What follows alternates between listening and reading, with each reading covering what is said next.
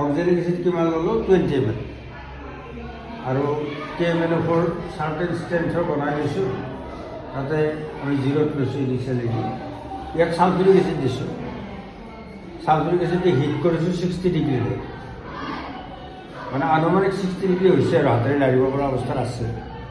এতিয়া আমি ইয়াত ড্ৰপ ৱাইজ কি দিম KMNO4 আমি ড্ৰপ ৱাইজ দি থাকিম দি থাকিলে লগে লগে কি হ'ব কালাৰলেছ হ'ব ড্ৰপ ৱাইজ দি থাকিম হালকা গৰম হোৱা নাই সেইকাৰণে কালাৰলেছ নহ'ল অলপ পিছতে কালাৰলেছ হৈ যাব গৰম হ'লে এটা কালাৰলেছ হৈ গৈ থাকিলে আমি গম পাম যে অক্সালিক এসিডক KMNO4 কি কৰি আছে জাৰিত কৰি আছে যেতিয়ালৈ কালাৰলেছ হৈ থাকিব তেতিয়ালৈ গম পাম যে অক্সালিক এসিড শেষ হোৱা নাই অক্সালিক এসিডক KMNO4 কি কৰি আছে অক্সিডাইজ কৰি আছে KMNO4 জাৰক গতিকে অক্সালিক এসিডক জাৰিত কৰিছে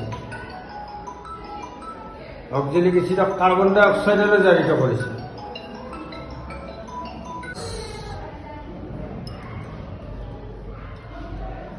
হৈয়ে থাকিব তেতিয়ালৈ তাৰমানে অক্সালিক এসিডৰ জাৰিত হোৱা শেষ হোৱা নাই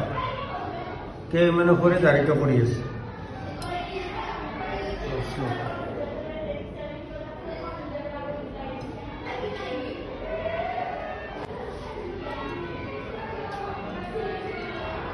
জানিম যে আমি যিমানখিনি অক্সালিক এসিড লৈছিলোঁ 20 ml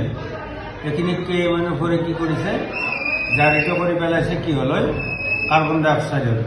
এতিয়াও শেষ হোৱা নাই অক্সালিক এসিডখিনি ৰিয়েকশ্যন চলিয়ে আছে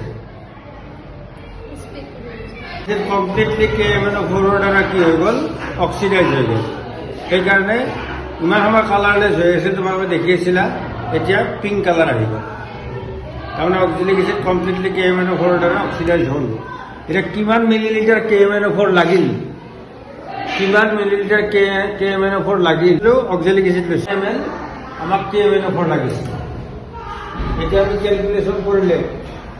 আমাৰ একুৰেট হিচাপটো আমি পাই যাম তোমালোকক কেলকুলেশ্যনটো শিকাইছোঁ অলৰেডি ঠিক তেনেধৰণে কৰি যাম